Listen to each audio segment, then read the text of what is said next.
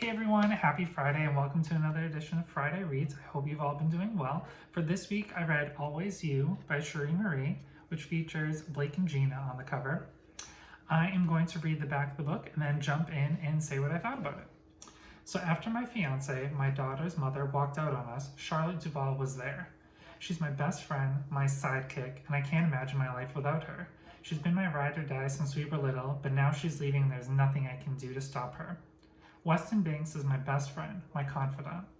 When his ex walked out on him and Hadley, I stayed close to help him try and pick up the pieces. I love that little girl like she's my own, and I've never considered a life without either of them in it. Well, that was until I got an offer for my dream job, a position as an editor at Indie Ink Publishing. Now I have to make a choice. Do I stay here or do I take a chance to live out my dream in New York City? A roller coaster of emotions hits me when Charlie announces her decision to strike out on her own. Now it's a race against the clock. Do I tell her how I really feel about her, or do I let her walk away? So Charlie and Wes were best friends growing up in high school. They were each other's firsts in a lot of ways. They were both kind of too scared to take that leap and tell each other how they really felt about one another. And since that doesn't occur, Wes ends up getting married and having a daughter, Hadley. Even after they get divorced, still things don't really move forward between Wes and Charlie, even though they both have feelings with each other. They're just, I think, too scared to really admit to one another how they feel about each other. So they just kind of linger in this friendship zone. And then when Charlie gets this opportunity for her dream job, it kind of makes decisions they need to be made. Like, is Wes gonna step up and say how he really feels, knowing that she's now gonna be moving for her dream job? Or does he not say anything because he doesn't want to hold her back from that opportunity of something she's always wanted? I also did a interview with Cheri about the book, so I don't want to say too much more because things I want to say I think will be answered in her questions.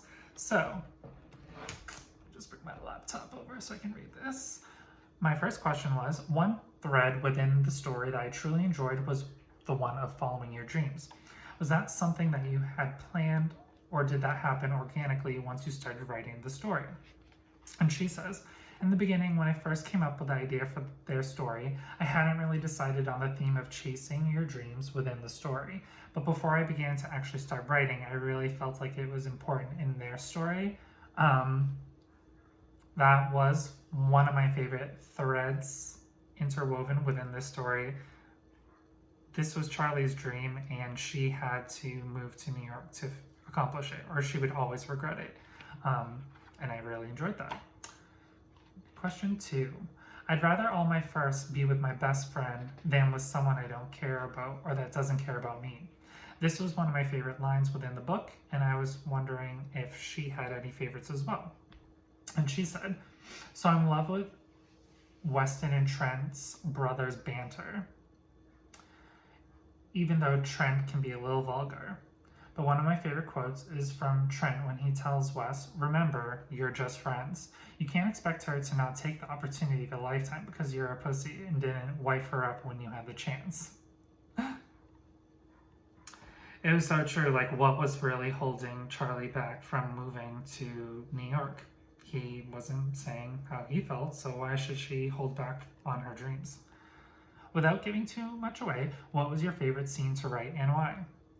With Always You being a romance book, you'd think my favorite scenes to write would be sexy times or something between Charlie and Wes, but I actually really loved writing the scenes between Wes and Hadley, his daughter.